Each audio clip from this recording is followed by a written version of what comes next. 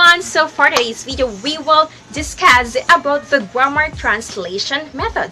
So first, let's define what is grammar translation method.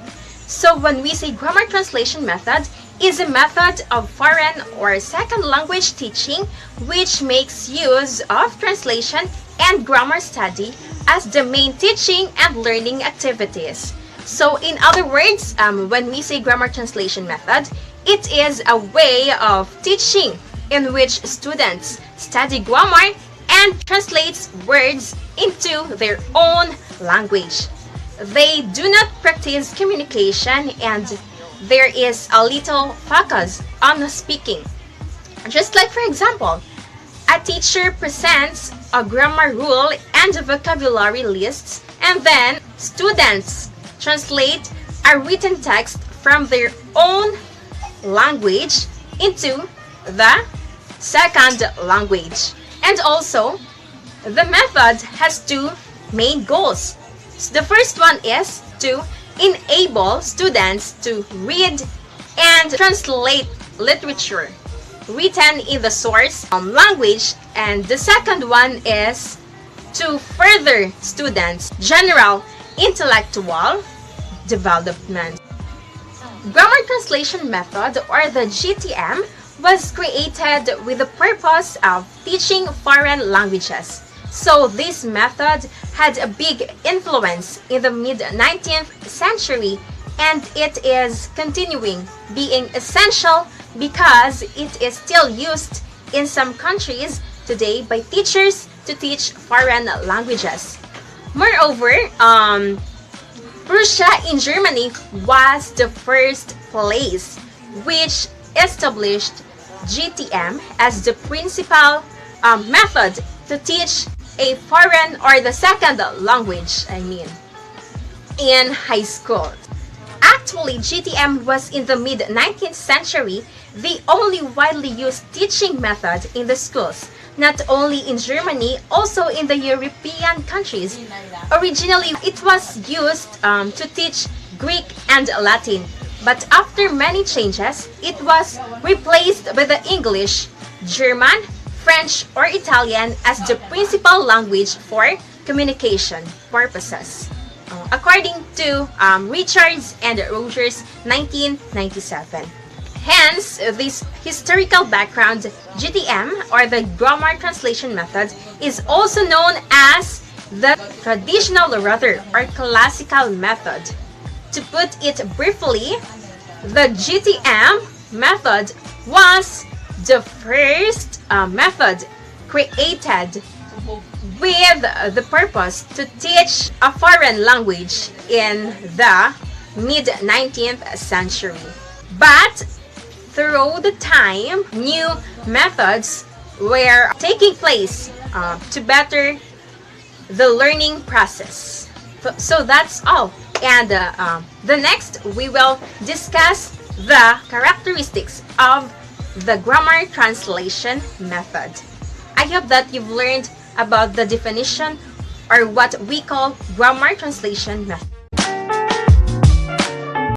Now we're done discussing the meaning of grammar translation method, so let's proceed to the characteristics, or the 6 characteristics of grammar translation method. So number 1 is it focuses on reading and writing. So when we say focuses, what comes into your mind?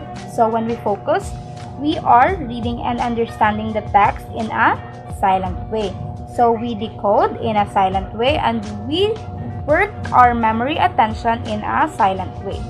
So don't let your students read aloud if your purpose is to understand the content of the text. So number 2, or the second characteristics of grammar translation method, is it uses vocabulary words. So when we say uses vocabulary words, it develops our reading habit. So whenever we encounter new word, every time we read, vocabulary building is the easiest when you encountered words in context. So we think more logical, and it bolsters our ability to grasp ideas also, and last, it expresses our own ideas. So also a characteristic of grammar translation method. So number 3 uses the sentence as the basic unit of teaching. So when we say uses the sentence as the basic unit of teaching, so like for example, the teacher gives a paragraph, so the students cannot understand the paragraph easily. So the teacher will use a sentence in order for that student to understand the paragraph very well or in a easiest method or easiest way. So that's the use. It uses the sentence as the basic unit of teaching. And number 4 adopts a deductive approach. So it's hard to understand, right, when we hear a deductive approach. So let's make it easier to understand. Let's have a deductive method. So like for example, all men are mortal. So Harold is a man. So we gather all data in order for us to prove that all men are mortal. So we gather Harold and we we use Harold to testify that Harold is a man. So nag-start ka with a theory nga ang all men are mortal. Then you develop a hypothesis in order to i-justify mo nga ang all men are mortal, and then you collect and analyze the data to test those hypotheses. So all in all men are mortal, and then Harold is a man. So gets lang? So that's it. You adopt a deductive approach. So number 5, new terms are explained in a native language. So diba ka-easy? Native language. So when we say native language, what comes into your mind? Like for example, in a native language is the mother tongue.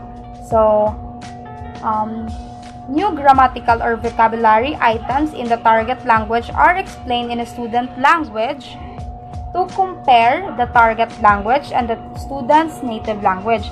So like for example, native language, like for example, let's eat. So the student cannot understand what do you mean by let's eat.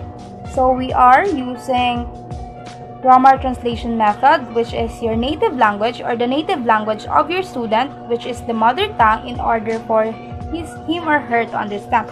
So let's eat, or in native language of your student, is makaon ako or makaon ata.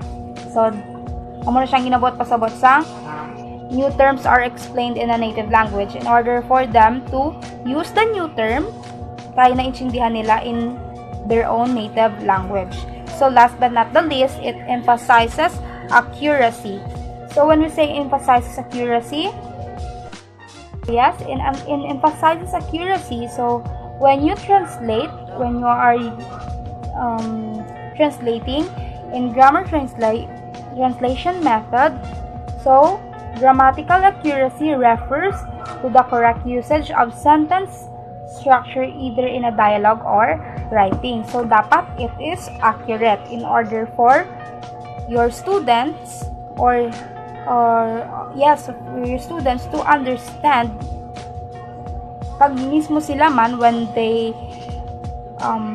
translating. So dapat accurate gid sa, or dapat lapit gid sa ginabuot nila silingon. So like for example, dapat ako emphasize accuracy gid sa grammar translation method. To be accurate, I need to precise what I'm referring to. So like for example, true gid. Yes, dapat true or fact gid ang when we say accurate or accuracy rather. Accuracy refers to how to correct the learner's use of the language system. It includes their use of grammar. So dapat accurate ang grammar, accurate ang pronunciation, kag accurate ang their vocabulary. So accuracy is often compared to fluency when we talk about the learner's level of of speaking or writing. So kalabanan gid siya nga ginayus ang accuracy sa learner's level of speaking kag writing. So again, the 6 characteristics of grammar translation method is the number 1, focuses on reading and writing. Number 2, uses vocabulary words. Number 3, uses the sentence as the basic unit of teaching. Number 4, adopts a deductive approach. Number 5, new terms are explained in a native language. And last but not the least, it emphasizes accuracy. So that will be all. Thank you. Okay everyone, now that we have learned what is grammar translation method all about, let us continue our lesson with giving some examples on how to use grammar translation method. Before that, let's have first a short description about grammar translation method. So, grammar translation method provides some ideas on how to use the grammar translation method in teaching English as a second or foreign language. Okay, so I have here some song titles. Let us all identify what is the English translation for these song titles. So I have here number 1, Buwan. Okay, so what is the English translation of Buwan? Can you guess? Okay, so number 2, Kahit Ayaw Mo Na. Can you guess the English translation of number 2, which is Kahit Ayaw Mo Na? This is a Tagalog words. Okay, so number 3, Kung Di Rin Lang Ikaw. So, what do you think is the English translation of the words or the phrase Kung Di Rin Lang Ikaw? Now, let's find out what is the English translation of these words or phrases. Okay. So again, we have number 1, Buwan, which means moon. The translation of the word Buwan in English is moon. Number 2, Kahit Ayaw Mo Na. The English translation for this phrase is even you do not want to. Number 3, Kung Di Rin Lang Ikaw, if it's not you in English. So, these songs, Buwan, Kahit Ayaw Mo Na, Kung Di Rin Lang Ikaw, is published in the year 2019 or 2019. Okay, so, did you guess the words or the phrases? Okay, now let's proceed to another example of grammar translation method. Okay, so I have here another example. I have here a Tagalog words. Now let us find out what is the translation word or in English. Okay, so upuan, lamesa, papel, lapis, libro. So what do you think are the English term of these words? Okay, so let us find out what is the English term of these words in Tagalog.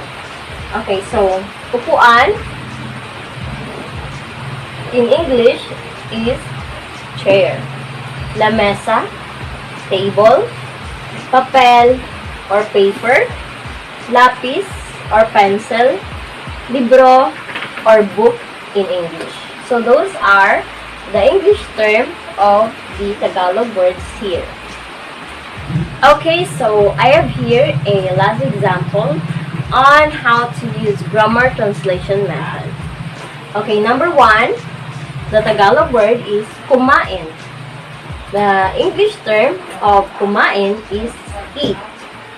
Number 2, matulog or sleep. Tumakbo or run. Inom, drink. Lakad, walk. So, these words in Tagalog and English terms are example of verbs. Okay, so that's all the examples of grammar translation method. I hope you learned a lot. Now that we have learned the cited examples of grammar translation method, now let us discuss the benefits of grammar translation method. So the first one is, it is an easy method. In this method, the child proceeds from the known to the unknown. He or she already knows his mother tongue, and now he learns the English equivalents. The second one is, it helps in building vocabulary. Translation method helps in the rapid expansion of vocabulary of the students, as it avoids difficult definitions or lengthy explanations. The vocabulary is economically and effectively acquired, and students get the exact meaning of words. And the third one, it saves teachers labor. The teacher finds it very easy to prepare his or her lesson. He or she has not to think of the ways and means to explain new words. It doesn't require the teacher to make use of audio-visual aids. And the fourth one is, comprehension is easily tested. So, students' comprehension of English, especially at the early stages, can be easily tested by asking them to answer questions in the mother tongue. And lastly, grammar is easily taught. So grammar of the foreign language is easily taught by comparing it with the grammar of the mother tongue. Hi, good morning everyone. I am your teacher, Shenna Natalie Shalmoy. You can call me Mom Sheena or Mom Shalmoy. Now that we have learned about the meaning, the methods, characteristics, and benefits, and examples of grammar translation method, we will now be learning about the strength, weaknesses, opportunities, and threats of grammar translation method, or in short, SWOT. Before we learn about the strength, weakness, opportunities, and threats, or SWOT of grammar translation method, I will be explaining when will be the best time to apply the grammar translation method. First is that in the classroom, the teacher is not a fluent English speaker. She can use the grammar translation method to deliver her thoughts in dialect and will also let the student to comprehend what she or he is implying. For example, I am the teacher and I want to deliver the sentence, Typhoon Ondoy is nangangambang bumuhos on Sunday. As you can see, the teacher is having a hard time to translate the word nangangamba. That's why she used the grammar translation method to allow the student to comprehend what she is saying. That's why it is important to use the grammar translation method to allow you, teacher, to communicate what is your thoughts, even though you are using the dialect or the mother tongue. The students who are not fluent in English to communicate their thoughts into the dialect and will allow them to deliver what they are trying to explain. Now, let's move on to the strength of grammar translation method. The number one strength, students will learn a lot of vocabulary words. Of course, the strength of grammar translation method will allow the students to learn more about the vocabulary. Example, as I am a dialect speaker, the term is kilig. Example, the word kilig.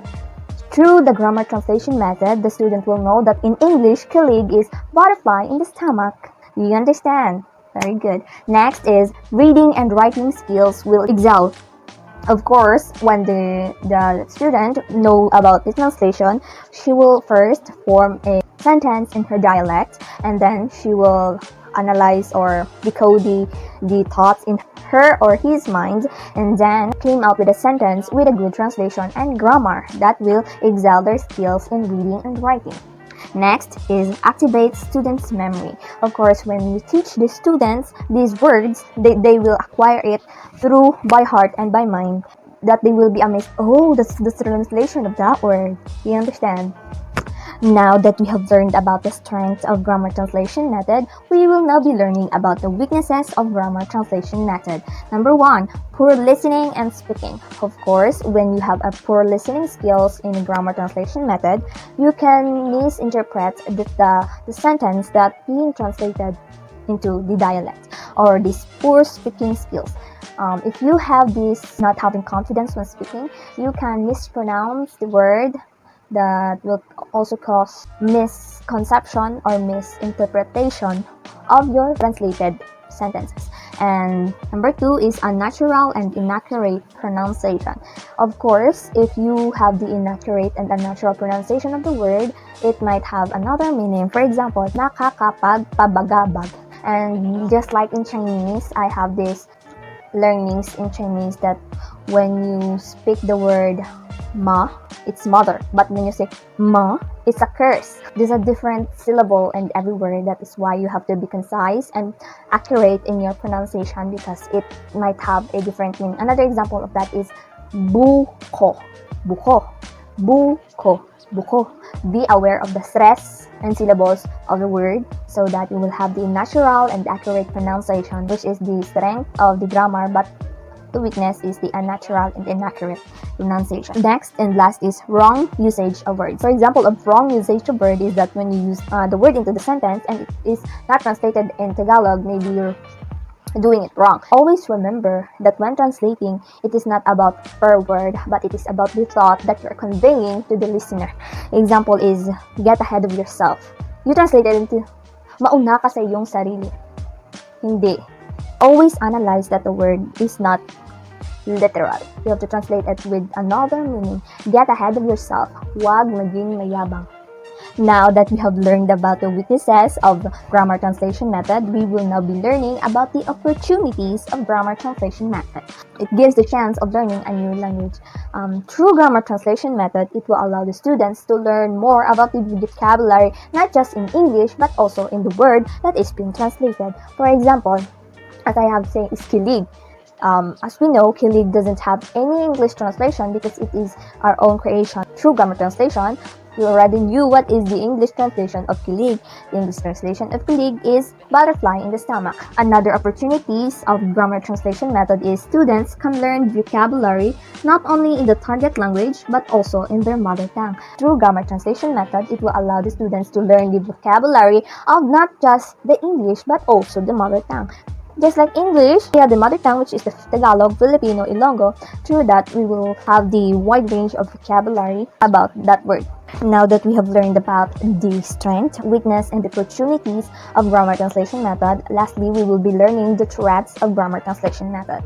Number 1, it will be less interactive. As we know, students who can't relate to the topic, they will sit there and look at you like their mind is floating in the air, and they will tend to listen to you and just, yes, teacher, that's right. If you use the grammar translation method, it will give them the doubt like, is that the real translation of the word? Because if not, I will not answer that question, right? And the threats also is more teacher talking time, or TTT.